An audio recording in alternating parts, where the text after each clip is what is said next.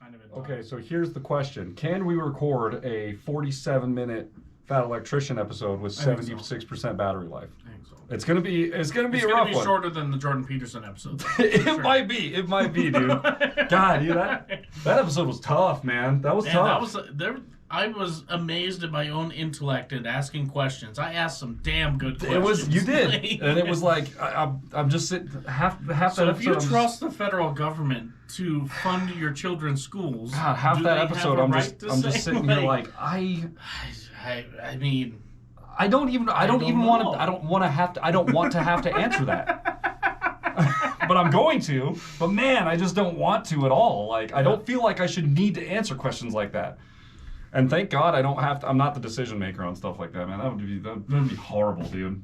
Again, we talked about it. Any political position? No, I'm good. I'm good on politics. I don't want to be. I don't want to be a politician. And I think that's the exact problem. It's like the people who want to be politicians. You're like, you know who you are. You're the guy. You slimy piece of shit. You're the guy, really? We're going with this guy? We need the guys like Matt, like Jason down at Horizon, okay? We need those guys in politics. The guys that want nothing to do with it, that are just like... They walk into that meeting like, what the fuck are you talking about? Straight up. They want like, okay, so this is the bill we're talking about, and I'm reading it, I'm like, we're doing what? What? Why? Why are we doing this? Whose idea? Why are you up? Raise your hand if this was your idea. Oh, it was you? Okay, get out. Get out. Take your piece of paper with you. We got other things. We got real shit to discuss in here. God, dude. Yeah, like how I don't know, how are we gonna fix the roads? That's a good start. Like our roads are at like 60% out of 100, 50% out of 100 or something like that. Let's work on fixing the roads maybe. Yeah. Oh yeah, I don't want to be a politician. Oh man. Well, if you're getting into politics, good luck out there. 307 reacts. I mean, it's a Fat Electrician. I got slimy piece of shit. Good luck. I'm mad. That's Chris. You guys are the best audience in the world. And really quick, we're going to cut to a clip from our boys in 10 for 10. I got a few quick words to say about them. Here it comes. Get ready. Go. Hi, I'm Joe. I'm John. And we are 10 for 10. And we'd like to invite you to our live stream performance of the Battle of the Bands at Sunshine Studios Live, January 11th, 2025. Saturday night. You can get your ticket from the link provided, and it's a $5 ticket with a $5 handling fee. Hope to see you there. All right. Oh God, I just about ripped my headphones off. Jesus. Those are. I just had it got under my arm over here. It's been a wild, dude. It's been a wild week. Okay. Yeah. Anyways, that clip you just saw is from our good boys from 10 for 10. You may have heard this already, but I'm just going to be repeating it for the next few weeks up until their show. They're playing a live show in Colorado Springs on January 11th. We will be there live streaming it. Now, there is a link in our description where you can go and buy a ticket. If you live in Colorado Springs, you want to come to the show and hang out, that's great. If you don't, and you know what, honestly, if you're in Colorado Springs, come hang out. I'd love to meet you guys. We'd love to hang out and have a good time. If you don't live in Colorado Springs and you still want to help them out, you can click that link and buy a ticket, and it still goes towards a vote for them at this Battle of the Bands. And if they win this Battle of the Bands, they get to play a show called Bratfest later in the summer, I believe, in Iowa, and they get to play the main stage of Bratfest. And it's like, I am correct, I believe our boy Nick is from there. Oh, you know what? I think he is. He is. So this is basically just our. We're just trying to help them get a better chance to go and play this bigger show later in Iowa next year. So if you'd like to help out, you're welcome to buy a ticket. If you don't want to help out, or if you don't, you can't do it. Because you're too busy being a politician or something. That's fine. I understand money's tight these days, and we're all out. We're on a budget, and it's the holidays and things like that. I get it. You're not obligated to buy a ticket. If we're going to be live streaming free from our page anyway, so come hang out, have a good time with us. That's basically all we're asking. So if you want to help out, there's all the information's down there. If you need any more information, our Instagram handles are down there. You're welcome to message us. Go to 10 for 10's Facebook page. They're really cool dudes, and they would definitely like to hear from you as well. That's about all I have on that. Yeah. Now, it's our boy Nick. This one is called The Black Swallow of Death, Eugene Bullard. Now this one's been requested. We need our harnesses. This is about almost a 50-minute episode, and that's just the episode itself. And if any of you guys know us, we tend to ramble. So I don't even know if the camera's going to be working at the end of this one, but it doesn't matter. We're gonna make our way through it. I don't know anything about Eugene Bullard. The name doesn't sound familiar to me. I watched maybe 3 or 4 minutes of this and went, This needs to go on the list. So I'm going to learn. This is going to be a full education in history, or history and education, or one of those combinations of words. Professionals, and we're just going to roll it. So if you guys are along for the ride, are you ready? Let's get it. Like, comment, subscribe, please. There's a big red button down there. You press that button. It's totally free for you. It could change the world for us. Next to that button, there's a little bell. You can click that. You can set the notification status to all, and then you get notified of when we release videos. It's 4 times a week as of right now. So with that, let's go. This is one of those stories that if they ever actually try to make a movie out of it, they will intentionally ruin it because the truth seems that unbelievable. Oh, okay. Today we're talking about a professional boxer, a professional jazz musician, a World War I machine gunner decorated for valor on the battlefield, a spy, the world's first black combat pilot who also is probably the first man to take a capuchin monkey into combat as well. Hell and just yeah. to be clear, this is not like the A-Team Avengers type group that I'm laying out before you know. This is all one guy. Wow. His name's Eugene Bullard. His friends called him Sparrow. Everybody else just called him the Black Swallow of Death. Huh. And for further clarification, Eugene is most well known for being the world's first black combat pilot, but honestly, while that is a great achievement, it's one of the shortest and least interesting parts of his life story, which we're going to get to Really? right after a word from our sponsor. Okay.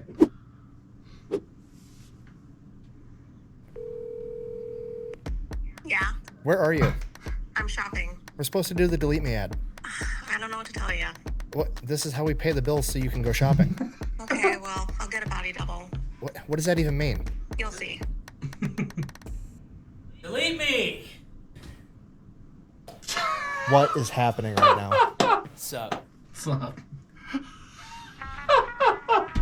That was pretty good. That was good. That was pretty good. Anyways, Delete Me, biggest sponsor of the channel. You guys know the deal by now. You give them money, they make sure the data brokers on the internet are not selling your personal information. These data brokers are legally required to stop selling your information if you ask them to the right way. Unfortunately, each data broker has a different right way. And Delete Me knows all of them. Not only do they go and they get all that information taken down, they continue to monitor all these data brokers in case they get your information again, and then they tell them to quit selling it again.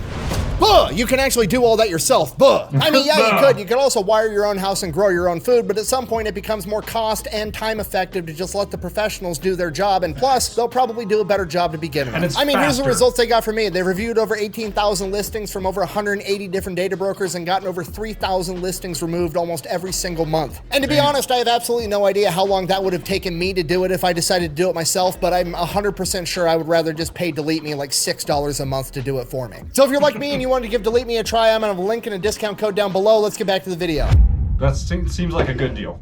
Seems like a good deal. yeah. All right, October 9th, 1895, Eugene Bullard is born in Columbus, Georgia. He is the youngest of 7 siblings to William and Josephine Bullard. And as I'm sure you can imagine, growing up as a black child in the late 1800s, early 1900s in Georgia, aka the South, he experienced racism quite a bit at a very young age. His first exposure to this that he remembers was when he was about 5 or 6 years old. He noticed that all of the other white kids that were his friends started to treat him differently because their parents told them to. And to make everything 10 times worse, at the age of 5 or 6, not only does he have to come to grips with the fact that he's losing a bunch of his friends and that he's going to be treated differently in a negative way for the rest of his life for something that's totally outside of his control, but around this same point in time, his mother also passes away at the age of 37. And these two horrific circumstances kind of mingle together in his mind. So not only is it every time he experiences racism, he has to deal with just the racism itself, but he's also constantly reminded of the fact, oh, by the way, your mom died when you were a small child. And the way this manifests to young Eugene is he basically just wants to run away. He wants to get away from racism because A, that would be awesome, and B,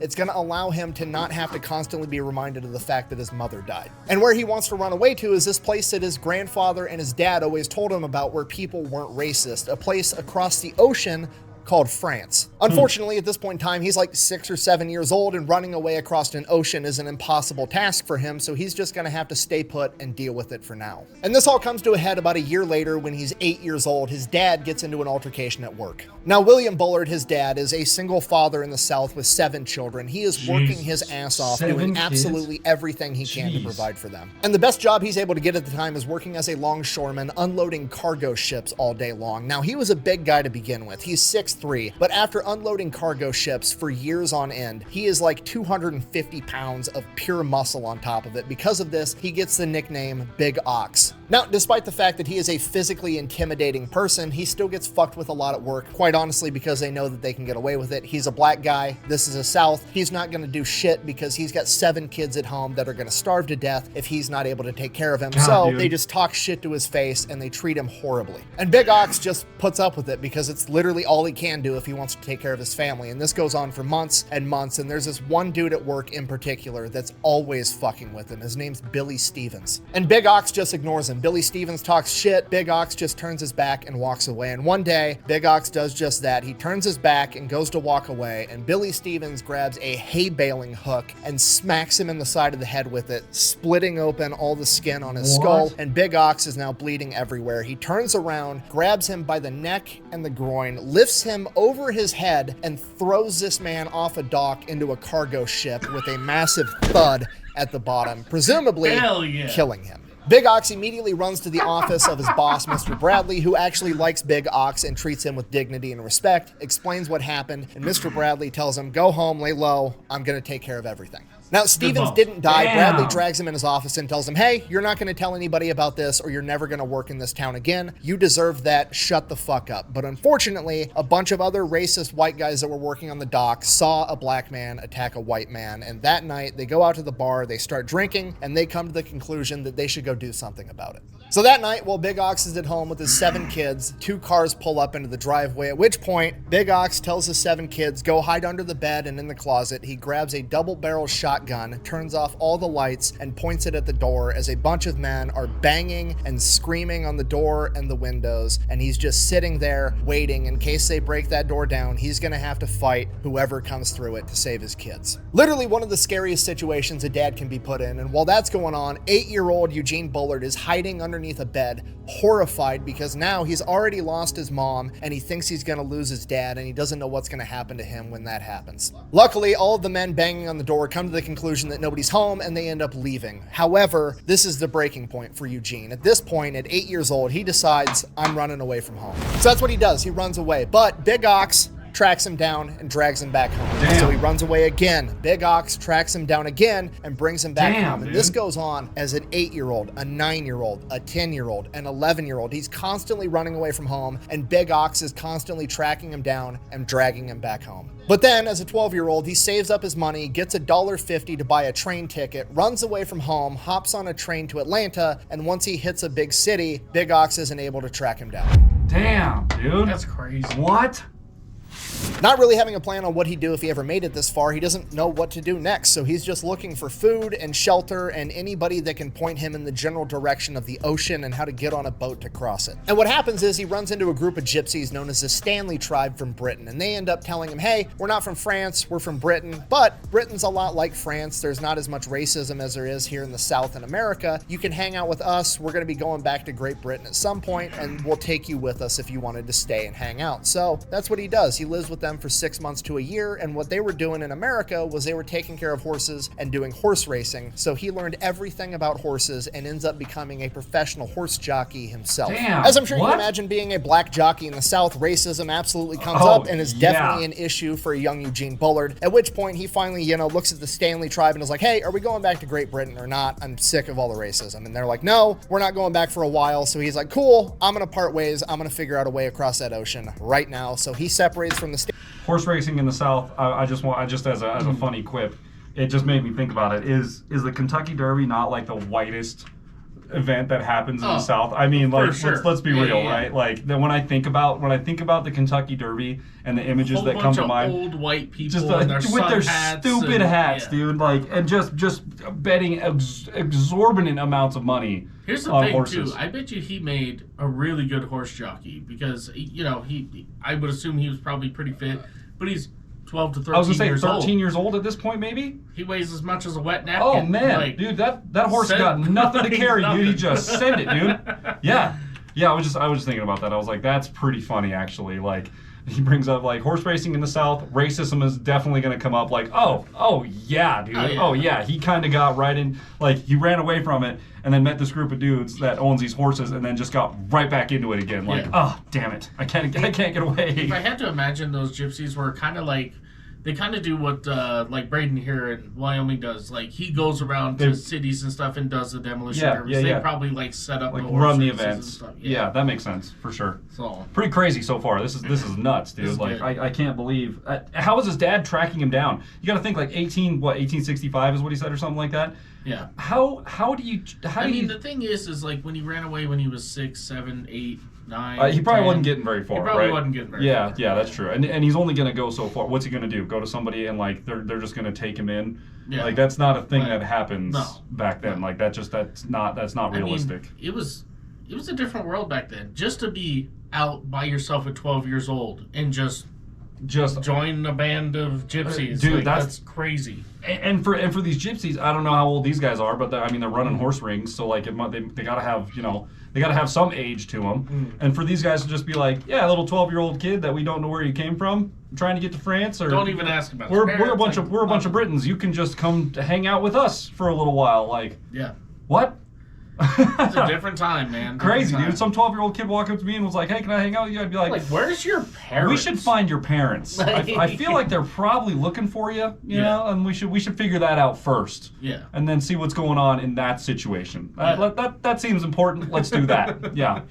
Stanley Tribe ends up working his way up the coast. He heads towards Virginia. So he's like 14 years old, ends up making it to this port in Virginia, and then he's just like kind of wandering around like, what the fuck do I do now? Do I go up and just ask somebody if I can hitch a ride across the ocean? Like, what's my plan here? And then somebody just starts yelling at him like, hey, what are you doing? Pick up those boxes. Help me load this ship. Come over here. And then he's like, cool. So he does it, and he just starts working, and that's the story of how he got a job as a longshoreman, and he does that for months. Wow. And then eventually Wow. he's like, you know what? I'm just going to stow away on a ship. So he goes, hops on a cargo ship, no idea where that ship is going. The ship leaves port, and then like a day and a half later, it pulls into another port, and he's like, I don't think the ocean's that small. So they port again, and he asks somebody on the dock, like, hey, where are we? He's like, you're in Virginia. He's like, Oh, shit. So he gets off the ship, Oh, goes shit. around the port, finds the biggest ship in the port, thinking like, oh, if it's a big ship, it's probably going all the way across the ocean, right? So he stows away on that ship. Like a day into this trip, he gets caught being a stowaway, at which point all these German sailors, some of them speak English, some of them don't. The ones that are speaking English are like, hey, we recognize you from the dock. You were the kid that's loading all the ships. I mean, we can throw you in the brig, we can keep you as a prisoner and drop you off at the first port we hit. We have to drop you off at the first port regardless because you're a stowaway. But if you'd rather, you can just like work for us and we'll pay you and then we'll drop you off when we get there. And he's like, cool, sounds That's a great. good deal. Works his ass Yeah. off. Everybody on the crew ends up loving him. And because they're all German, Eugene actually ends up learning how to speak German. Huh. So he works for the entire voyage. They end up in Scotland. They end up paying him $25 in earned wages. They give him clothes, a bunch of Back supplies, then? everything they can because they do That's like good him. money. And he ends up just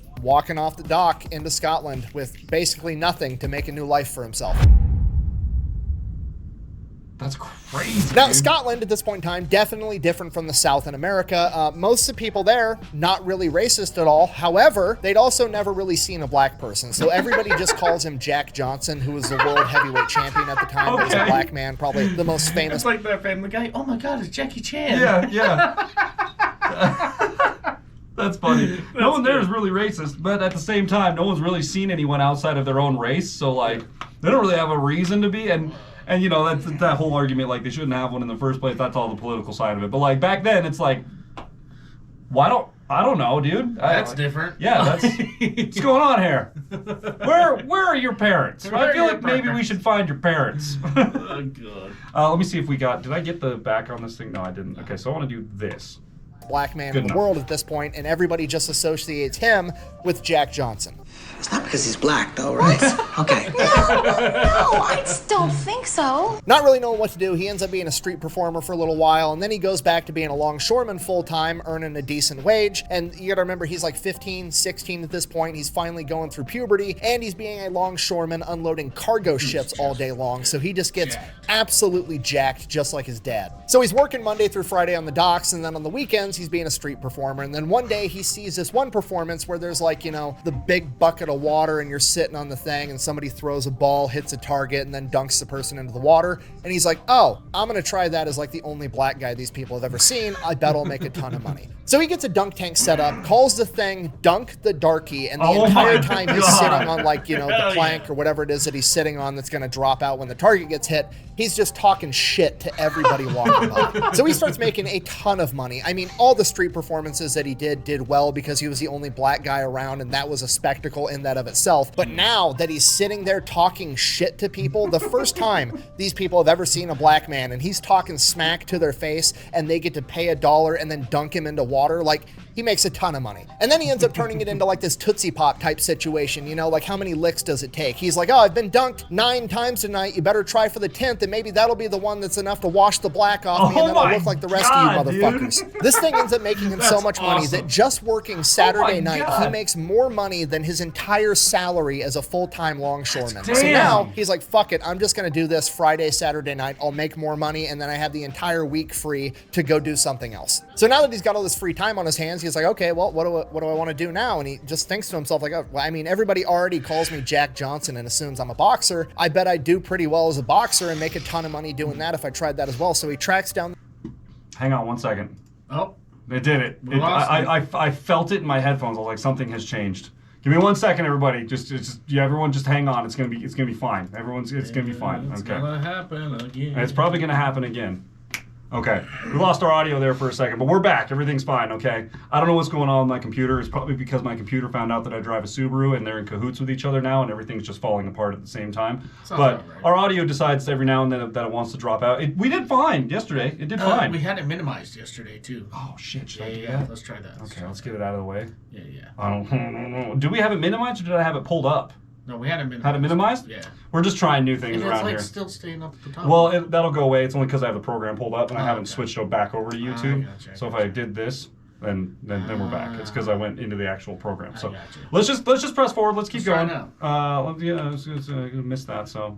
What I want to do now, and he just thinks to himself, like, oh, well, I mean, everybody already calls me Jack Johnson and assumes I'm a boxer. I bet I do pretty well as a boxer and make a ton of money doing that if I tried that as well. So he tracks down this boxing gym, goes inside. The boxing trainer has like 0 interest in training him. But Eugene, being Eugene, isn't going to take no for an answer. So despite the fact that the boxing coach isn't going to So he train him, he's like, I'm just going to hang around the starts gym talking and I'm shit going on to the work here trainer. for free. And that's what he does. And he works there for free for months, just doing everything that needs to be done without being told so. And then eventually the boxing coach is like, fuck, fine, okay, put some gloves on, come over here, and he starts training Eugene how to box. So that's what he does. He's training full-time to be a boxer Monday through Friday, and then on the weekends, he's making all of his money doing the dunk tank thing. And after about 6 months, he ends up taking his first pro fight at 16 years old. During that fight, he's so fast and borderline untouchable, he ends up earning his first nickname, Sparrow. He crushes it, does great. Now he's making money as a professional boxer, and early on in his career, one of the first cards that he ends up fighting on is being headlined by another black American boxer known as the Dixie Kid.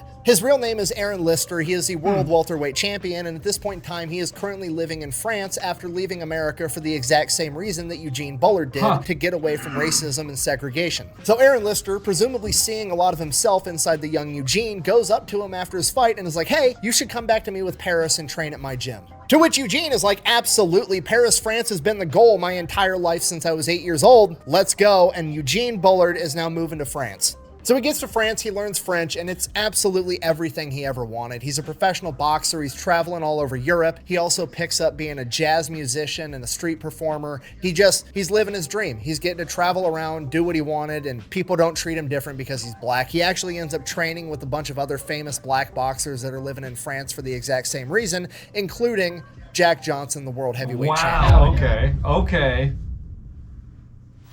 Unfortunately, like all dreams, you have to wake up eventually, and Eugene's wake-up call would come in August of 1914 when the Germans would invade France. At this point in time, Eugene is 18 years old, and he absolutely wants to go fight for his new adopted home. So he goes to the military recruiting office, shows up, and they're like, cool, where's your paperwork? And he's like, I literally have nothing. I left home when I was 12 years old in Georgia with nothing but $1.50 in my pocket. I don't have anything. So they basically kick him out and tell him that he can't join. So he starts asking around how he's going to be able to join and help fight and defend France, and he ends up finding out about the French Foreign Legion. If you don't know, the French Foreign Legion is pretty much exactly what it sounds like. It is foreigners that fight on behalf of France. All the people that do it have a different reason for doing it. Some of them believe in what France is fighting for and they want to join that fight. Some of them are idealists. Some of them are just looking to get a new start, and they go and they serve in the French Foreign Legion for a couple of years, become a French citizen, and adopt a new identity. So Eugene goes and he talks to the French right. The French Foreign Legion, I don't remember if it was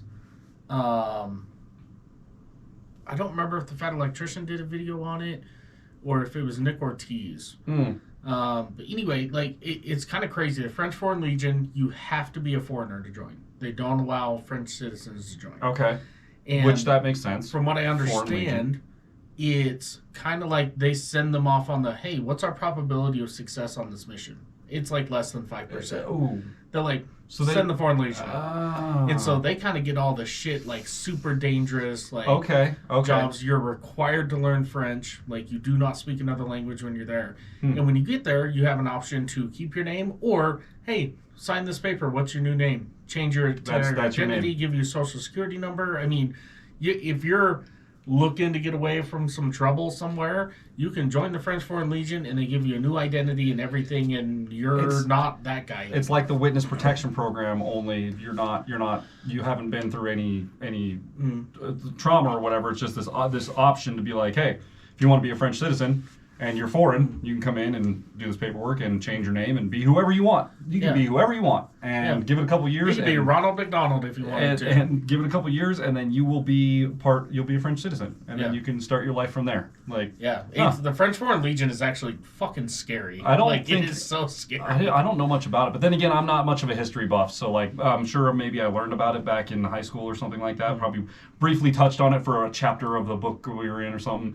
but I didn't know about that. Yeah, it's crazy. It's crazy. We'll have to watch a video on that. You guys will have to let me know if it was Nick Ortiz or Electrician Nick. Let me know and we'll check it out. Did you go back? I did not.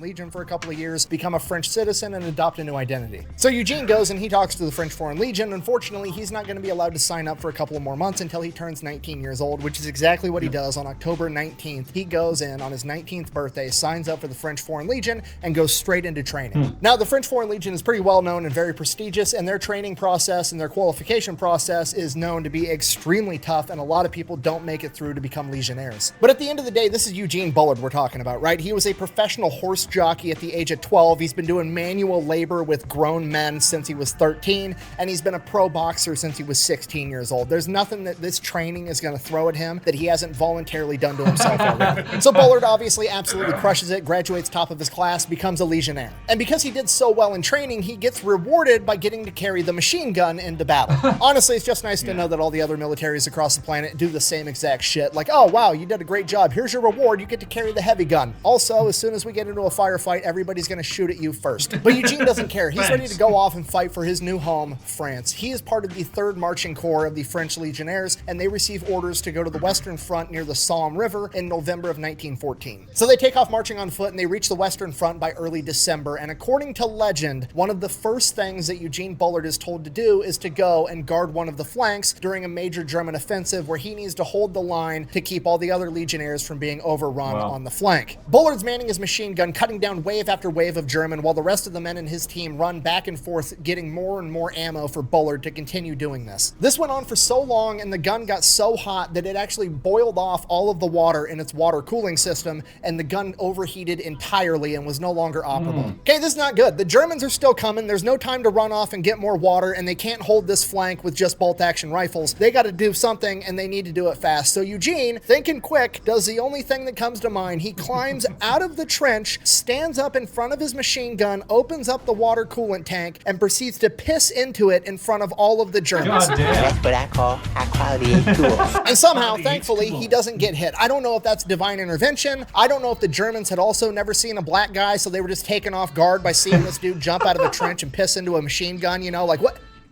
Oh my God, the French have Jack Johnson on their side. But I mean, realistically, it's probably just plot armor because he's the main character. Regardless, he successfully defends his flank. Fighting continues for about a week and a half, and then it's Christmas 1914, and Eugene Bullard is there and takes part in the famous Christmas truce of 1914, where soldiers from both sides leave their trenches, meet in no man's land, and celebrate Christmas together. After that, in early 1915, Bullard and the Legionnaires continued to go on and fight in the Battle of Champagne, where Bullard was not defending flanks, he was storming enemy trenches. And as I'm sure you can imagine, this particular type of close quarters combat really favored Bullard with all of his boxing experience. And one of the things that he said was that when he would storm into a trench, these trenches were so full that it was hard to tell after he'd really killed a man because there literally wasn't room for that guy to fall down dead. And Bullard is fighting in this type of environment for months and never once gets seriously injured until his unit is finally pulled out, not because the battle is over, but because his unit has experienced over a 50% casualty rate. Despite that, Bullard is still relatively unharmed. So at this point, Bullard's unit is going to be disbanded, at which point all of the men that are still capable of fighting are going to be given a couple of options. You can A, just be done. You can get out of the war, you've done your part, thanks for your service, fuck off. But you're not going to get your citizenship because you haven't served the full 3 to 5 years in the French Legion, if that's what you want. So option B is that you can get sent over to North Africa where there's significantly less combat, or option C, you can get restationed with the 170th French Infantry and continue to fight in the trenches. I wonder what he's going to do. Now, most of the men choose to be sent over to North Africa because trench warfare is absolutely terrifying. But Eugene Bullard isn't here because he wants to defend a bunch of French colonies in North Africa. No, he's here because he wants to defend his new home, Paris, France, and that's exactly what he's going to do. He is one of the few men that volunteers to join the 170th Infantry Regiment of the French Army. So he trades in his Legionnaire's uniform for a French infantry uniform and goes right back into combat. Now, the 170th Infantry Regiment is a famous unit in the French military, and their nickname is the Swallows of Death. And after hearing about Eugene Bullard's performance in the Legionnaires and then continuing to perform at that same level, if not higher, in the 170th Infantry Regiment, it doesn't take long before he is officially given the nickname the Black Swallow of Death. From here, Bullard fights in the Battle of Verdun, one of the deadliest battles in World War II with over 1 million casualties, and unfortunately, Eugene Bullard is one of them. Shortly after Bullard and the men of the 170th took an enemy trench, the Germans would hit it with artillery fire, and a piece of that shrapnel would end up hitting Eugene Bullard in the face, cutting open the side of his face and ripping out most of his teeth on the right side. Despite that, Bullard manages to keep himself in the fight. Now, at this point, most people, at a minimum, would lay low, but not Eugene Bullard. That night, the commander of the 170th needs a volunteer to run through half a mile of machine gun fire and artillery fire to receive important intel and orders from the chain of command and bring it back to him. And Bullard volunteers to lead the group that does it. Bullard, despite his injuries, manages to get this done and is actually put up for the French Croix de Guerre because of it, which is the equivalent of a Bronze Star. The very next day, Bullard is hit with artillery again, fracturing 2 vertebrae in his back and blowing off a chunk of his thigh that required 90 stitches to shut. He's sent back to Paris, where for the next 8 months he is going to have facial reconstruction surgery, he's going to have rehab, and desperately try to regain his ability to walk. While undergoing treatment, he obviously meets a bunch of other soldiers that were also wounded, one of which was a commandant in the French Air Force, and he recommends to Bullard, you know, if you're not going to be able to go back and be a ground-pounding infantryman, maybe you could be a machine gunner in a plane. You don't need to walk and run around for that, and since your leg and walking is no longer your strong suit, you can still shoot machine guns. Why don't you go to aerial gunnery school? I can make it happen. I'm a commandant. So that's what Bullard does. He requests to go into aerial gunnery school, and he is granted that request, considering the fact that he already has a Croix de Guerre and a bunch of other French service medals, and he is going to be going to aerial gunnery school, but he's got a couple of weeks to leave where he can go out and hang out with his friends in Paris before he does that. And one of his friends was this guy by the name of Jeff Dixon. He was this rich dude that lived in Paris, and when they were out drinking one night, he ends up betting Bullard $2,000 that he can't become the world's first black combat pilot, and Bullard accepts the bet. Now, does Bullard have $2,000? No, but he is the main character, and he knows he's going to make it happen either way. I'll make that deal. How about you, bitch? You make that deal? I make that deal. Damn good deal. So Bullard goes off to aerial gunnery school, and as luck would have it, on his very first day there, he runs into a pilot by the name of John Navarre, one of France's very first ace pilots ever, who's a huge boxing fan and is actually a fan of Eugene Bullard. And he ends up helping Bullard get into the pilot program, getting him through the pilot program, taking him under his wing, and teaching him everything he knows. So Bullard graduates pilot school, becomes the world's first black combat pilot. And just for the record, pilot school at this point in time is absolutely terrifying. You gotta realize, fighter planes in World War I are all single-seat aircrafts, okay? There's no, you get to go up in the air with a co-pilot that knows what they're doing and they can talk you through it, and if something goes wrong, they can recover the controls from you. No, it's like, once you go up, it's all you, bro. That's it. Okay, most of us had to learn how to drive with a driver's ed teacher running the brakes and potentially the steering wheel, and that's just going forward, backward, left, and right. He's going forward, backward, left, right, up, down, and there's wind on what amounts to a fucking kite with an engine attached, okay? Absolutely terrifying, but he manages to do it. Now, Now, what do you do when you're in the military and you graduate a tough course or do something impressive? That's right, you get some leave, you go out and you drink with your buddies, and that's exactly what Eugene Bullard does. He goes back into Paris, tracks down Jeff, and is like, hey, I'm the world's first black combat pilot, where's my $2,000? Jeff, man of his word, pays up. And this is my favorite part of the story because now, according to legend, they go out on the town, they get absolutely hammered, and at some point, Bullard ends up winning a capuchin monkey in a game of dice. So you wake up the next morning, you've got like $1,800 in cash left, you've got a capuchin monkey. What do? Obviously, you pay money to have a custom monkey-sized leather bomber jacket made and a set of goggles and a little headset so that your monkey can go on all your missions with you. Oh, and then you got to name him, obviously. So we named the monkey Jimmy, and then because flying around with a capuchin monkey wearing a bomber jacket and goggles isn't enough style points, we're also going to get a custom paint job on our plane of a heart with a dagger going through it that says all blood runs red across the side. Now, Jimmy and Eugene were only actually on active flight duty for like 90 days, and during that time, he claims to have shot down like 5+ planes, but the problem is how you get a confirmed kill during World War I is actually really difficult. You essentially had to shoot down an enemy plane over your territory so that you could go and actually track down the wreckage. If you shot down an enemy plane and then you shot them down over enemy territory, or if you shot them down over your territory and they managed to limp their plane into enemy territory, they couldn't confirm that that plane was downed, so it never actually counted. So while Eugene did shoot down somewhere between 5 and 7 enemy planes, none of them could officially be confirmed because the wreckage didn't make it onto friendly territory. However, 2 of them were probable, meaning that another friendly pilot witnessed him shoot down and heavily damage the enemy plane before it went into enemy territory. So after 3 months and 25 missions, Eugene goes out to the bar one night and he is wearing his appropriate uniform with all of his medals. And at this point, Eugene has done a lot for the French military and he's been appropriately awarded for it. He has the Croix de Guerre, he has the Wound Medal. I gotta look back at this really quick. Let me find this photo here. I can only assume this is a photo of him. Where are you? Where are you? Did I not go back for? Oh. I saw. Oh. Eugene's story. We're not in chapter 6 yet. Most soldiers have. Because of that, a role during World War I is actually really difficult. You essentially didn't make it onto friendly territory. I'm looking for something. Hang on. However, 2 of them were probable, meaning that another friendly pilot witnessed him shoot down and heavily damage the enemy plane before it went into enemy territory. So after 3 months and 25 missions, Eugene goes out to the bar one night and he is wearing his appropriate... So, if this is him, this has got to be a photo of him. I'm only assuming, but I assume this is a photo of him. If this is him after he went through all of that facial reconstruction surgery and all that stuff, like, dude, for it being the 1800s, they nailed it. Like, that... I would almost say this might be just a stock image. I don't know. See, that's where I'm like, I don't know if this is actually him or not. If this is actually him... Because I would assume he's pretty jacked, too, and that guy seems to be pretty... But you got to remember, though, he was down for a while. He was down for a while, and jacked in 1865. If you look at dudes from the 1800s that were considered like big tough dudes, they're not like the stature of like what you would think a big tough dude is today. Now, it's like strength was a different thing back in the day, right? It wasn't all about like big fucking giant biceps. It was like mostly core strength. Like dudes that were like big like boxers and fighters and stuff had like tons of core strength, but they weren't like overly giant looking guys. They weren't carrying around a lot of weight. So I don't know, maybe it is him, maybe it's not. I'm just saying, if this is him after like the technology that they had back in the day was very primitive and like limited.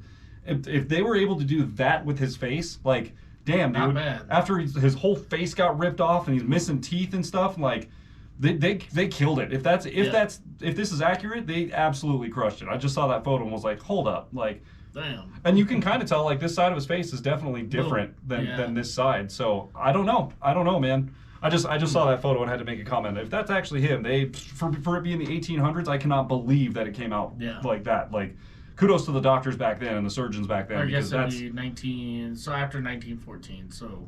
Well, like okay. 1920-ish. Early 1900s, still, like, pretty good, dude. Like, that they did a pretty good job. Uniform with all of his medals, and at this point Eugene has done a lot for the French military and he's been appropriately awarded for it. He has the Croix de Guerre, he has the Wound Medal, their equivalent of the Purple Heart, and he has like I believe 13 other medals on his chest, more than most soldiers have. Because of that, a racist officer at the bar that night goes up to Eugene and accuses him of basically stolen valor, saying that he's wearing medals that he didn't actually earn, and the altercation escalates until Eugene Bullard ends up knocking him the fuck out. Now, despite the fact that that guy totally deserved it, he is a superior officer, and Bullard did in fact strike him, and the sentence for that is 5 years of hard labor. However, considering the circumstances and the fact that Bullard was so well decorated for battle, they decided that they were not going to sentence him to 5 years of hard labor. They were instead going to send him back to the 170th Infantry, where he would then basically be a glorified janitor for the rest of World War I. And to make things even worse, at some point during this period in time, Jimmy, his loyal capuchin monkey, does end up dying from influenza, and the entire military base has a funeral for him. So yeah, Jimmy dies, and Eugene ends up spending the rest of World War I scrubbing toilets. Definitely not the happy ending we were hoping for. Luckily, this is nowhere near the end of Eugene's story. Let's go. So World War I comes to an end. Eugene gets released from service, not really knowing what to do next. He just goes back to pro boxing, goes in there, has his first fight. His legs are still messed up. He can't move as quick or as fast as he used to. Despite that, he goes in there, knocks out his opponent, but he breaks his right hand in the process. And to make things worse, the promoter slips out the back door before he pays Bullard, so Bullard doesn't even get paid for this pro fight where he just broke his hand. So Bullard chases this promoter down the alley, chases him down, knocks him on the ground, roughs him up a little bit, takes this wad of cash out from his jacket, takes exactly the amount that Bullard was supposed to get paid, takes that for himself, and throws the rest of the money at the guy and goes back home. So at this point, Bullard comes to grips with reality. He's not the young man he once was. He's got a messed up leg. He's got a messed up back from the war. On top of that, he just broke his hand. He's not going to be able to be a prize fighter for much longer, if at all. So he decides he's going to retire from pro boxing, and he decides his next thing is going to be teaching boxing. So he takes all of the money that he has saved up from the war, from that bet he won, from winning that prize fight, and he goes and he opens his own boxing gym. Right out of the gate, it's a huge success. He already knows all the pro boxers in town. He's known as a war hero. Like, of course you want to send your kid to go learn how to box from Eugene Bullard, the Black Swallow of Death. Like, the dude couldn't not be successful at this. So the boxing gym is a huge success. He takes the money that he makes from that and reinvests it into a cafe, and that cafe turns into a bar/nightclub. Now, because all the world-class pro boxers in the area want to go and train at Bullard's gym, it only makes sense that they're also going to want to go drink and hang out at his bar and his nightclub. And you want to know who enjoys hanging out with all the world-class boxers? All the rich, famous, wealthy people in the area as well. So now, Bullard's nightclub/bar turns into this really high-end establishment. The problem is, bars at this point in time have to close early in Paris, but there's a loophole. A bar sells individual drinks, so what Bullard does is he changes it, and he no longer sells a pint of beer, a drink of whiskey. He only sells full bottles. He turns it into a bottle club, meaning that he doesn't have to shut down at all. So now, not only is he attracting super high-end clientele, they're also going to be spending a ton of money, and he doesn't have to shut down early like everybody else. So Bullard's Bottle Club ends up being the place to hang out and party in Paris if you're rich, powerful, and famous. All the high-ranking military officers are going there. Bullard's buddies with all of them. Okay, Louis Armstrong performs there and is personally friends with Eugene Bullard. You know, Louis Armstrong, the famous jazz musician that sings It's a Wonderful World. Josephine Baker performs at his club, who was like the it girl at this point in time. Okay, F. Scott Fitzgerald is his personal friend, the guy that wrote The Great Gatsby. Hemingway ends up hanging out there so much that he based a character off of Eugene Bullard. Okay, the fact that most people have no idea who Eugene Bullard is, despite the fact that he's like one of the biggest main characters of all time, is absolutely insane, okay? Not only are all the other main characters from all over the world flocking to his nightclub in Paris to hang out with him, but people that are seemingly nobodies, that are just adjacent to him, somehow, seemingly through divine intervention, go on to also become humongous main characters. Because you want to know who the dishwasher is at Eugene Bullard's Bottle nightclub? It's fucking Langston Hughes, one of the most influential people of the 20th century, is doing dishes in the back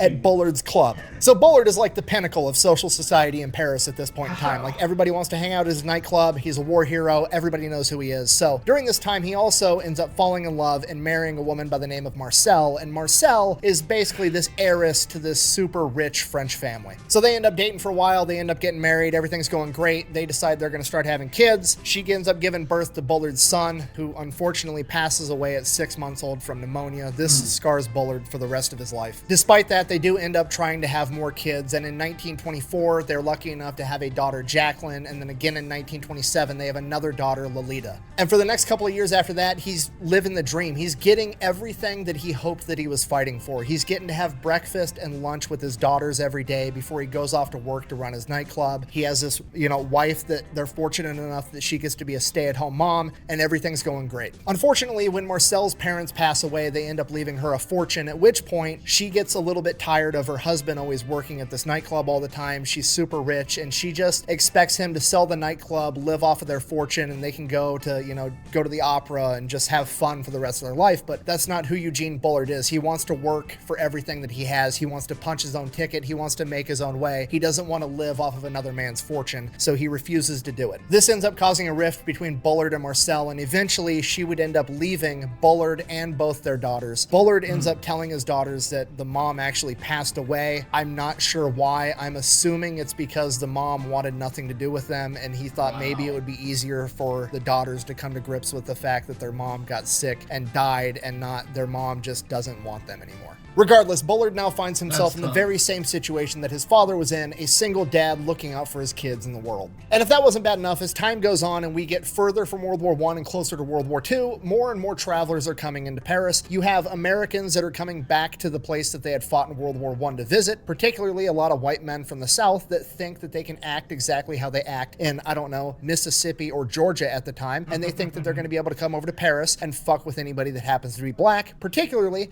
Eugene Bullard. And to be completely honest, it pretty much never works out for them. They all get their ass whooped by Eugene Bullard, and then the cops show up and they are like, oh, wow, now the black guy is going to get arrested because he had the audacity to hit a white man, and that is not the case because the cops show up and they're like, oh, what's up, Eugene Bullard, kingpin of Paris that everybody loves? Is this another racist asshole that tried to beat you up because you're black? Yeah, cool. We'll arrest his ass. And this happens like damn near hundreds of times. In addition to that, there's another demographic of racist people coming into town, the Nazi Party, and he's not putting up with their bullshit either, until he does. Uh-oh. Okay. And the reason he starts putting up with them is because he realizes he's a perfect spy, and he starts working with the French resistance. You see, his high-profile club attracts high-profile Nazi officers, and they view him as just some dumb black guy. He definitely can't speak French and German and English, so they can just say whatever they want in front of him because he's not going to be able to understand what they're talking about. So he eavesdrops on high-profile Nazi officers all the time and reports it back to the French resistance. And he's so effective at it, they actually end up assigning him like a full-time French resistance spy. Her name is Cleopatra Terrier, or as everybody calls her, Kitty. In addition to working with Kitty, he also starts to get Josephine Baker, the famous woman I mentioned earlier, to start being a spy as well. Now the problem with that is him catering to not. That's crazy. This is one of the greatest stories I've ever heard in my entire life. Yeah. Talk about somebody having a full life. Dude. Like, goddamn. This 6-year-old kid who has dreams and aspirations of escaping slavery and racism and wants to get away. And at 6 years old is like, that's completely impossible. I don't know how I'm going to do that. Goes through all this shit, starts running away. Eventually just ends up running away. And like all of this stuff that like, he's just gonna get $1.50, get a train ticket, and I'm gone. I'm heading to Atlanta. Yeah. No destination, or I guess destination in mind, but like no future. Like I have no idea what's gonna happen when I get there. Yeah. I'm gonna step off this train and I'm just gonna walk around until something happens. In a big city until someone or something gives me attention and has something for me, and then I'm just gonna, dude, I'm gonna end up in a horse club, in a horse racing club, and then I'm gonna end up getting stowing away on getting a job at a dock, and then stowing away on a German ship, and then instead of getting thrown in the brig on that German ship, I'm just gonna work for them and learn their language and become friends with them, and like, yeah, it's crazy. And then I'm gonna open my own boxing club.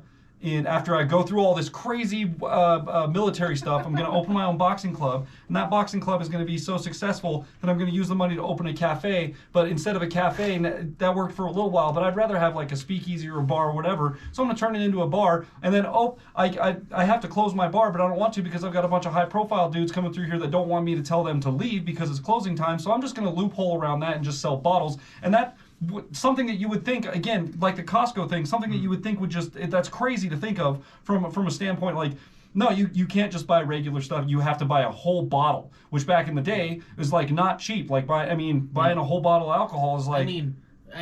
Back then I imagine like some nice top shelf stuff was probably $1.50, but like that was a lot. That's a lot of money. That's a lot of money. A whole bottle of something might be between $1 and $5 or something like that. That's like today going somewhere and being like, yeah, so let me get a shot of Jack. They're like, no, you can buy the whole bottle. You can buy the whole bottle. And they bought it for $20. They're going It's to a charge bar. you like 50. Bingo. So like they're gonna way up charge the price on it, and somehow that becomes even more successful and turns into this absolutely stunning place, like the place to be. Turns you into this basically the kingpin of Paris with like how. This is the craziest story I've ever heard. It's so good, dude. Yeah. And I've been seeing clips. Did they make a movie about this? Is there a movie? I don't know. Because it seems like they've been, and I don't know. Well, he said if they made a movie about it. Oh yeah, you're right. Oh damn it. Oh, there it goes. So do you want to go again, or should we just go camera? We'll just go camera audio. Because this is your Like edit, this. so it's on you. So, yeah. We're about. We got like 10 minutes of this left, so Yeah. the microphones went Hang out in on us there. again. They decided to leave the chat, so we're just gonna go with camera audio for now. It's close to the same volume. You just get the reflections in the room. So Yeah. for anyone out there that's looking into doing recording stuff and thinks, oh, you can buy all this little padding, this foam padding, and that's like soundproofing. It kind of is, but I mean, at the end of the day, it's It more. only does so It's more much. decoration than like. There's definitely a different sound in this room than there is in the hallway out there. But like, if we're talking on like a spectral level, it's cents on the dollar kind of a thing. You know what I mean? So, anyways, yeah, this is absolutely one of the Insane. wildest stories I've ever heard. This is Yeah. unbelievable, dude. And I can't believe there's still 10 minutes of the story left. Like when he said Eugene Bullard was a casualty of war, I thought that was it. I thought he died. No, Yeah. he didn't die because apparently he's just bulletproof. So he did get hit, but no, it didn't kill him. Matter of fact, he went out the same night or 2 nights later or whatever it was and led this whole operation to get a bunch of secret top information from He this. got hit again. And then Like, got his leg almost blown off, 90 stitches. Like, it's crazy. and then instead of giving up at that point and just being like, yeah, I think I'm done with the military. I almost died twice, and I don't know. Instead he's like, no, I think I want to go up in the sky by myself and fly a plane and shoot at other planes. Like, what? This is crazy, dude. Nazis kind of pisses everybody off, and he can't just go out and tell everybody like, hey, I'm actually being a spy and then setting becomes a them up. spy. So he just kind of has to like let everybody think that he's being friendly with the Nazis when that's not his goal at all. So the general public's kind of pissed off at Eugene, and this all comes to a head when this drunk gangster comes staggering into his club at like 2 p.m. asking where Bullard is. So Eugene comes out from the back, and this gangster immediately shoots him in the stomach. Now Bullard, having just been shot, immediately collapses. No, I'm just kidding. The man has plot armor. He then proceeds to bum rush the guy, take the gun away from him, and then beat him unconscious and halfway to death with a bottle of booze before collapsing. So his partner Kitty and his employees end up getting him to the hospital, at which point the doctor examines him, basically says the bullet ricocheted around inside your intestines before exiting by your right hip. You're like 99% gonna die. I'd start getting your affairs in order. Sepsis is gonna set in soon. Sorry. To which Bullard basically replied like, nah, I'm good, actually. I'm a very busy guy. I've got kids I got to take care of, employees, running a couple of businesses, being a spy. I'm too busy to die right now. Basically just wills himself to live after the doctor told him he's going to die, makes a full recovery, he's perfectly fine. What? Bring your punk ass over here and talk shit. You be spitting out teeth, bitch. Now, the gang that the shooter was a member of was actually hardcore anti-Nazi, and they were working with a branch of the French resistance, but it was a different branch than what Bullard was working with. So they had basically put a hit out on Bullard to have him killed because they thought he was a hardcore Nazi sympathizer, not realizing that they were on the same team the entire time and the whole thing was just one big miscommunication. So the gang members apologize profusely. They pay him off and beg him not to press charges. They give him a bunch of money, to make up for all the money that he lost by not being able to operate his club the entire time, at which point Bullard is like, okay, I guess, and that's pretty much it. So Bullard goes right back to doing what he was doing. He's running his businesses, he's being a spy, everything's going fine, and then one day from the French resistance, he gets word that, hey, the Germans they're kind of onto you. They don't know exactly who you are, but they do know that one of our top spies is a black dude that either runs or works in this nightclub, and he's like one of our top guys, which kind of narrows it down to you, so just be aware of that. But it's not really an issue because the Germans haven't invaded France until they do, and as soon as that happens, now it's a humongous fucking issue. So after the Germans invade France, he basically has to board up all his businesses. It's impossible to run a business in France at this point in time. And at this point, he has two options. He either has to, A, cut and run, flee to a different country, or B, at the age of 44, he has to go get a gun and fight the Germans. And this is Eugene Bullard, so he goes, tracks down the 170th Infantry Regiment, his old unit, and he's gonna go fight with them. God. He takes a couple of $100, gives the rest of his life savings to his partner Kitty, tells Kitty to watch after his girls until he comes back, and if he dies, get his girls somewhere safe. He loads up a 50-pound backpack with wine, cigarettes, and sardines, which is basically beef jerky, and heads off to the front line to link up with the 170th at the age of 44 years old. Okay, can we just take a minute to appreciate what a fucking gangster Eugene Bullard is? Dude, like, the straight Germans up. attack, everybody else is fleeing the country, and his immediate knee-jerk reaction is like, I need a big backpack, I need cigarettes, booze, canned meat, and money for more cigarettes. I'll find a gun along the way. I'm gonna go fight these motherfuckers again, double or nothing. At the age of 44. 44, dude. 44 years old. What were we talking about? The cutoff for the military is like 36 or something like that? I think it's like 32. Is it? Yeah. I thought someone had commented on our I could be wrong. on our Dax video when we were talking about that. I know it was Maybe it's different branches or something. It was the but fat electrician talking about. He's like, if you join the military at like 28, 29, you're the old guy. yeah, you're the old dude. You're the old guy. This Like, guy is coming in at 44 years old. just coming on back. Dude, I have 9 years left until I'm 44. And I've talked about it. I already feel like I wouldn't be able to keep up in the military.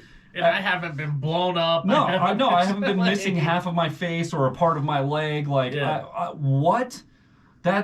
This guy, I don't understand. They I were don't, just built different back then. dude. 100%, crazy. dude. Yeah, like, I don't get it, dude. We don't evolve. We devolve as human beings, okay? That's just gets softer and softer. It's crazy. As technology advances, we're just like, everything's happening for us. And I'm so, worthless. Yeah. Compared to this, I have done nothing with my life. I have done absolutely nothing. All I'm doing is sitting on my fat ass in my comfy chair, watching computer movies, like listening to stories of guys who actually did something with their lives, okay? Like, crazy. That is wild. This guy's crazy. I can't believe it. He legitimately is bulletproof, dude. He's bulletproof. At the age of 44.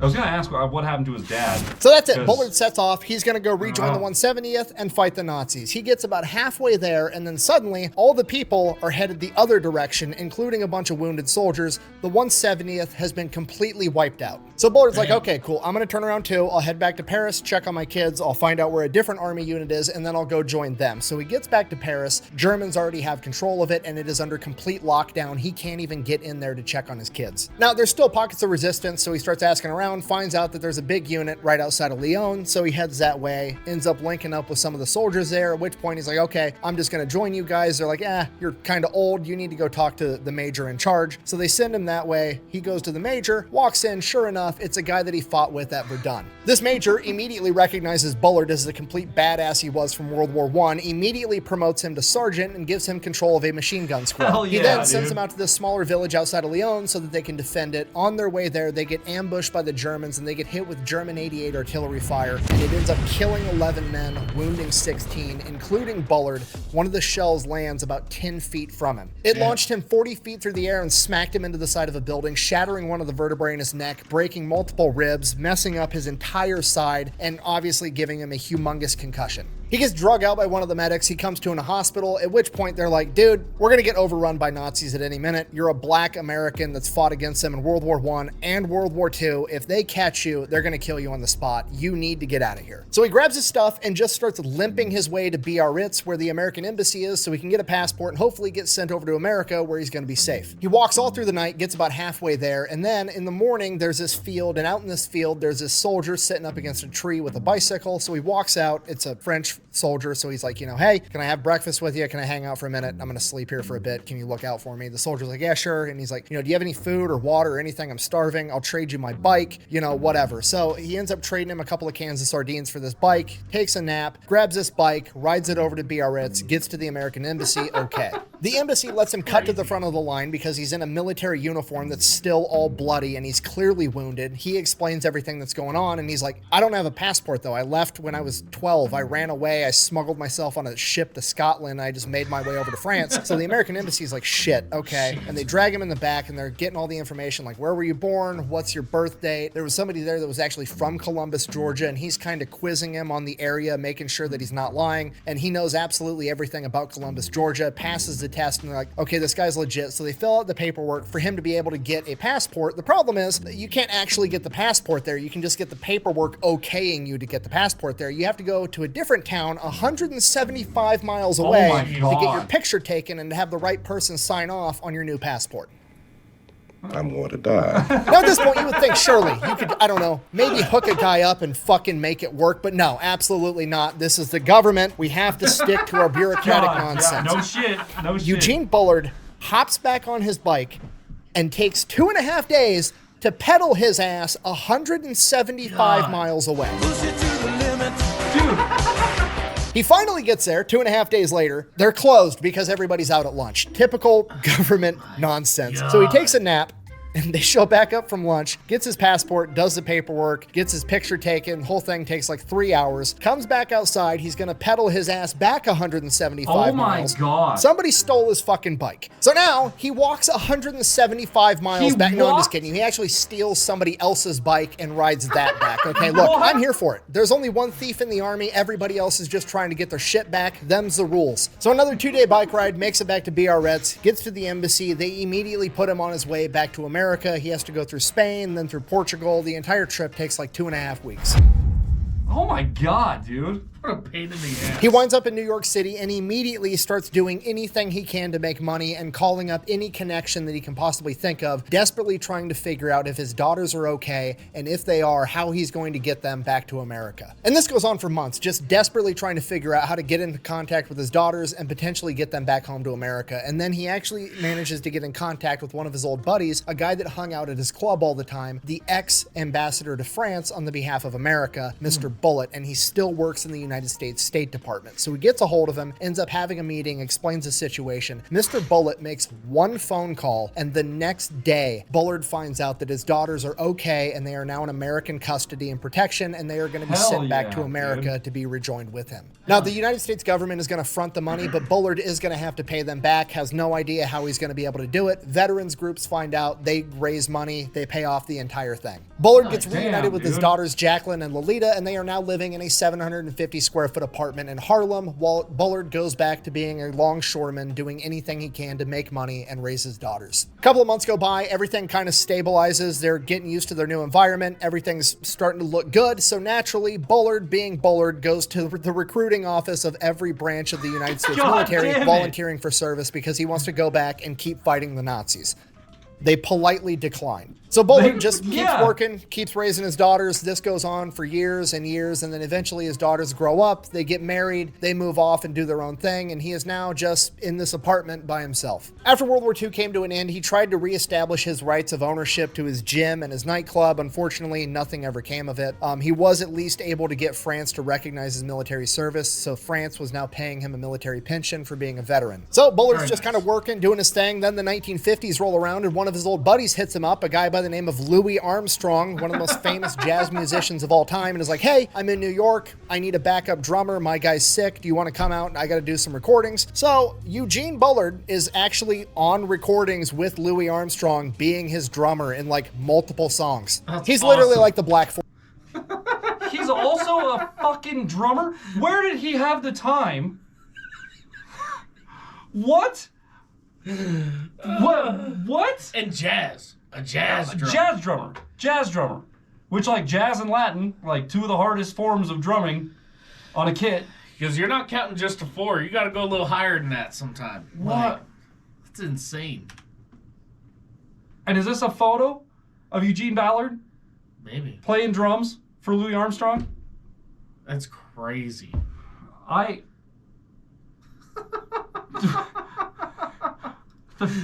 What have I been doing with my life? 30 years, Chris. 30 years. I should have ran away when I was 12. I've been playing drums for 30 years. Do you know how many other things this guy did in 30 years? Right. Plus learn how to play drums? I don't understand life. I don't understand life. I don't get it. I feel like I need to go do something right now. I need to go rebuild an entire side of my house. Yeah. While fending off some Nazis, incoming force or something. I don't. It's crazy. Wow. with Louis Armstrong being his drummer in like multiple songs. He's literally like the Black Forrest Gump. Like, he's done so much random, incredible shit, it doesn't even make sense. What? And by this point in time, Eugene's getting up there in age. He's really starting to feel all of his old war injuries. He can't keep being a longshoreman any longer. He needs to get a job that's a little bit easier on his body, so he ends up getting a job as an elevator operator at Rockefeller Center. The craziest part about this is nobody has any idea who Bullard is in America. They've never really talked about him. He's never really been in the press. He's like a legend over in France, but he's just a humble elevator operator in New York City here in America. And in 1954, the humble elevator operator is requested upon by the French government to fly over to France and to light the eternal flame at the tomb of the unknown French soldier, which he does. And then he just goes right back to operating the elevator in obscurity. And then in 1959, he is called upon by France again, and he is awarded the Médaille Militaire, which is the French equivalent of the Medal of Honor, and he is also made a Knight of France. Those, combined with the Croix de Guerre that he already has, comprise the 3 highest honors that the government of France can bestow upon anyone, and he's got all of them. Now, the entire time he's been an elevator operator, he's always like wearing a couple of medals or two. Nobody really says much about it. They don't recognize what they are. They're French medals. Why would anybody know that? And then he comes back and he's got, the Legion of Honor, the medal that made him a knight, and he wears that to work one day, and there's this guy, his name's Dave Garroway. He's the host of the Today Show, a very, very popular show at the time. And he hops in the elevator with Gene again for probably the 1000th time. And for whatever reason on this day, Dave Garroway recognizes that medal. And he's like, Gene, what is that? And he's like, oh, it's the Legion of Honor. It was just awarded to me recently. And he's like, what? And Gene, just being Gene, is like, yeah, I fought in World War I and World War II. I was the first black combat pilot ever, so I kind of have some medals. At which point Dave Garroway is like, do you want to get interviewed? Like today? Like right now? And Bullard's like, I'm working. I'd have to find somebody to cover my shift. And he's like, I'll make a phone call. Trust me, you're fine. Just come on. You're going to get interviewed on live TV right now. So he goes on live TV for 15 minutes in his elevator operator's uniform. The whole thing goes viral for the 1950s. He ends up going on a bunch of other news shows. They all request that he wear his elevator operator's uniform because it's like kind of the shtick, I guess. But regardless, he gets his 15 minutes of fame and people finally start to know and recognize who he is. All this attention from the public actually inspires him to team up with an author and have his memoirs written and hopefully get them published. Unfortunately, once they were finished, no publisher wanted to publish them because, and I quote, the story's too unbelievable. Luckily, there are several books written about him. Both of them are called All Blood Runs Red, one by Henry Harris and one by Phil Keith. From here, he has one last moment in the sun. The president of France comes to America for a trip, and they're making a huge deal out of it. There's a parade when he gets here. They're like, filming him, and everybody's watching him go to Saks Fifth Avenue to go shopping, and he's got this speaking engagement at this auditorium with like 5,000 people. And Eugene Bullard shows up to this speaking event, and the president, when he walks in, the crowd's cheering. He locks eyes with Eugene Bullard and he sees him, and the president walks straight up to him and says, "Are you Eugene Bullard?" To which he says, "Yes, Mr. President, I am." And he goes to shake his hand, and the president kind of swats his hand away and pulls Eugene in for a bear hug and says, "All of France owes you a great debt," as everybody cheers. And it's just, it's the perfect moment. Like, it's the end of Lord of the Rings. It's perfect. My friends, you bow to no one. Shortly after this, he is unfortunately diagnosed with a very aggressive form of intestinal cancer that would rapidly bring about the end of his life. 3 days after his 66th birthday, he would pass away. The last person to visit him was the author of his memoirs, Louise Harden. And when she got there, he was unconscious, in bed, laying down, hooked up to a breathing tube. And she's kind of crying quietly, and he must have heard her because the last words that he ever said was he woke up, pulled out his breathing tube, and said, "Don't fret, honey, it's easy."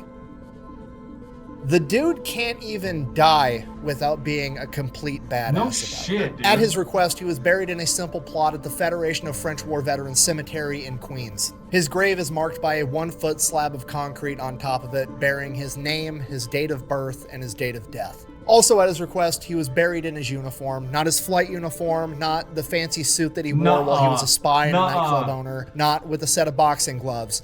but in his French Legionnaires Dude. uniform. Which tells me that at the end of the Hell day, yeah. despite living one of the most incredible lives in human history, he didn't want to be remembered as the first black combat pilot, or the professional boxer, or the spy and the nightclub owner. He wanted to be remembered as a man that picked up a gun and went off into battle to fight for what he believed in, just like everybody else. Thank you for watching. Best way to support the channel is go buy some merch over at thefatelectrician.com. Quack bang, out.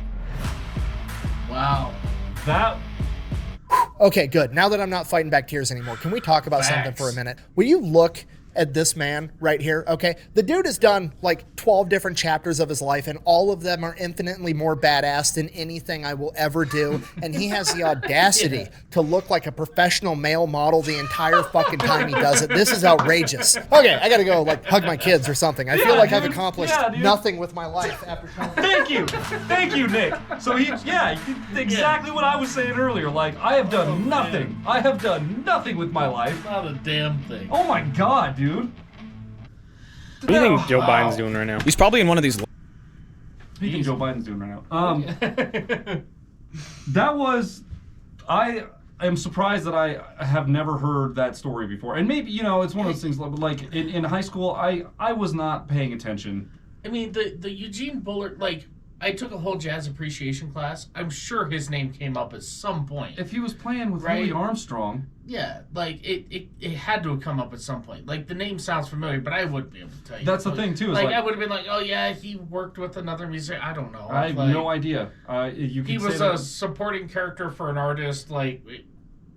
And you can tell me that he was the drummer for Louis Armstrong, and I'd be like, oh, okay, I had never heard of him. Didn't know that was who. Yeah. And that's like the smallest accomplishment on his list. That's like the most minuscule one. And for musicians, that's like, would be like crazy. An unbelievable honor. You know, like, that was crazy. What a man. I wish... like, what a fucking man. See, and now I say this, but it's with trepidation. I wish they would make a movie about it, but like Nick said at the beginning of the video, like... Would it be that movie though? Like, or would it be some? You know, he made a good reference to Lord of the Rings. It's gonna have to come out in 3 parts. It's okay? right. Yeah. Well, how many chapters did he have here? 10 chapters or something? Maybe 12 chapters, something like that. It's like you would have to have at least a few parts of that movie for it to actually like track the way it needs to. That is unbelievable, crazy. Dude. And then you would watch the second movie and go, how does this have anything to do with the first? It was about this little kid that ran away and was a horse jockey, and then he worked at a shipping yard, and then the second movie he's in Scotland, like, and then, he's a musician over there and a street performer, like. Oh yeah, he's talking shit in a dunk tank to people going by. He's the only black dude that basically any of these Irish people or these Scottish people have ever seen, and he's just talking shit to him. Dunk the darky, dude. You gotta be kidding me. He knew exactly what he was doing, man. Exactly. It's crazy, and he made so much money at it. Like he knew exactly how to sell it, dude. It's unbelievable. That was an unbelievable story, dude. It makes me want to do more research on that and just like read one of those books and read his memoirs. That would be really cool too. That'd be crazy. I should look into something like that. That'd be awesome. That was maybe, I would say that was probably. How you fit a life like that in a book that's not the size of the dictionary is the like New York phone book, insane, dude. Like, God. It makes me think like I'm definitely going to start paying more attention to dudes that are wearing like some sort of badge or something like that, you know, some sort of medal or something like that, because leave it to America, you know. You've got this decorated war veteran, dude running an elevator, basically this hero that we get on the thing and it's like, oh, he's got some pins. That's cool. That's metal. Yeah. That's some metal or something. That's all that is. Like, finally it takes the Today Show tacos that I can't remember his name at the time to be like, I know what that is. Who are you? Yeah. How did you get that? Yeah. And then naturally That's Eugene's crazy. like, oh, you know, I did some stuff. I don't know. First black machine gunner in a plane, you know. Just some small time fought stuff. in World War I and World War II. It's nothing. And it's just like became a professional boxer at age 16. Yeah. Professionally boxed. I want to professionally box against Jack Johnson, you know. Right. Kind of trained with him on the side a little bit. And What? That's crazy, dude. Crazy. What a life, man. What a life. That is unbelievable, dude. I would say this is probably like the best Fat Electrician video we've seen on the channel so far. You know, just in my opinion. And let me point this out too, right? And I don't know how much education they were doing in the military back then. I'm sure it was just related to whatever specific job you were given. Sure. Okay. Yeah, sure. He ran away from home at, what was it, 10, 12? I think the first time he ran away, he was like 8. And then he did it all the way, he did it when he was 9, 10, 11. Well, I'm saying, like, when he actually when he went to got Atlanta? away. That was 12. He was 12 years old. So, like, number one, being black in the South and being educated was still really uncommon. Oh, yeah. during that time. Oh, super uncommon. So, I would say there was very little schooling, if any, okay? This guy went into the world with no education whatsoever. Yeah. And, like, just worked his ass off. And, like, it goes to show that, like, it's not... And Jordan Peterson has said this. There's always going to be a better guitar player. There's always going to be a better musician. There's always going to be somebody more qualified. 100%. There's always going to be somebody... With more knowledge. Yep. And the more experience. But, like, it's always the people who work the hardest that make it. Yep.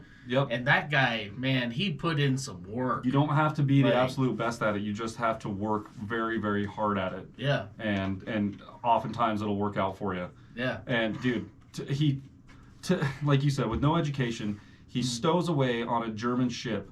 Yeah. And makes basically a bargain with these guys. Don't throw me in the brig. I'll just work on your ship. Do whatever you need. And picks up a language. And then in turn learns a freaking language while he's working on this ship. Like, what? That's crazy. Most people can't learn a language when they're dedicating time to it hours a day. He's just like, I just worked on this ship and just started, I guess, talking to people, and then I knew how to speak German. Yeah. And then I didn't know how to speak French, but I moved to France, and I just I will say started talking to people, and then I could speak French. I worked with an Hispanic guy named Leo over at Mechanics Pride, and he would talk Spanish like on the phone, or every once in a while he'd say something in Spanish and English to me or whatever, and like I picked up a little bit. And then with Jose, sometimes he'll talk Spanish on the phone or whatever. Or with his dad. And like I pick up, but just like being around people who speak the language, I think you pick it up a lot faster. I think you do too. Like here's the thing, I can understand some Spanish, I just can't speak it back. Yep. Right? So like sometimes we'll have some guys come in and they'll say something, and I go, listen, I understand you're having an issue with your truck, it doesn't start. I don't speak Spanish. Let me grab Jose. Yeah, let me grab my translator really quick.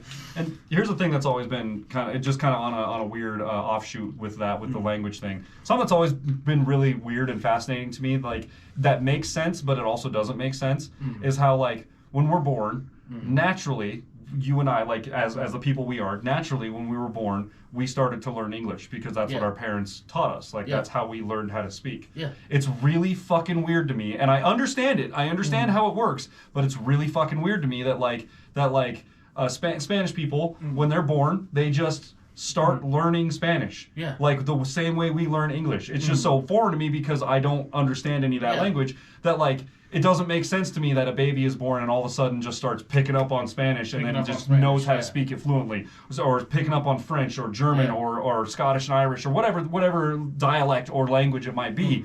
It's just always been, and like I said, I get it. It's just one of those super weird things when my brain tries to process it. It's like I watched a video one time and it was these, I think they were Indian guys, and it was like what the English language sounds like to people who don't speak English. Yeah. And the guy starts like just saying some shit that what English sounds like to him, and I go, those aren't words, but like I get it. That kind of sounds like English. Yeah, like, yeah. Okay, yeah, yep. I get what you guys think we sound stupid. Yep. Like it's crazy. Yeah, like not to say that any other language sounds stupid, but it's just like one of those things where it's just so weird for my brain to process that, because I didn't come out the womb learning Spanish, so it's hard for me to understand that Spanish people that's just how they learn. It's just you don't have to go to school for it. It's just like what your parents were teaching you how to speak. Yeah.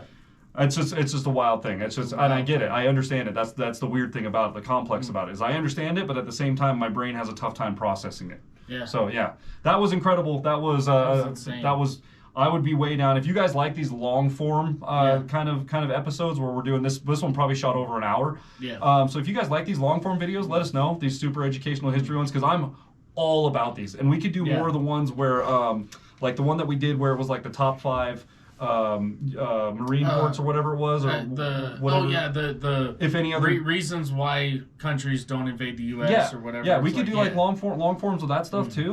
Because that one was, I love that episode, dude. That was so cool. Like the top 5, or what was it? Like the top 5 reasons not to mess with the U.S. or whatever. Yeah, like, I like those kind of stuff. Because they're just really entertaining in the way that they're presented, but B, because I learned so much. Like I just learned so much about this guy. I had no idea. I didn't have really any idea that he existed. Just like he said at the end of the video, like these people in New York, like nobody has any idea who he is, because why would we? It's Cassius Clay is another one. Cassius Clay blew my mind. Had no idea, dude. Had no idea. And then we watched the video on it. And I'm like, this guy was just a badass. Just a badass. And then find out Eugene Bullard is just a bulletproof robot. No big deal. He just he's like the Terminator. Yeah. Mr. Bullard, man. Yeah, that was incredible. Crazy. 5 out of 5 all day. 10 out of 5. 1,000 out of 5. Well, if you guys enjoyed today's video as much as we did, be sure to leave a thumbs up, smash that subscribe button, click the bell, become part of the notification gang. And if you have served in our military, we do appreciate you, and we thank you for your service. Yes, it's not an easy job, that's for sure. And you guys don't get paid shit, which is really bullshit. Fucking sad. It's bullshit, I think it's bullshit that somebody can play a football game on a Sunday and get paid more money than you ever see in your life. Exponentially more, yeah. So you guys definitely deserve more, yeah. But yeah, we appreciate you guys. We'll see you guys next time. Ow. Take off my Crocs like an animal. I'll take off my Crocs like a freak.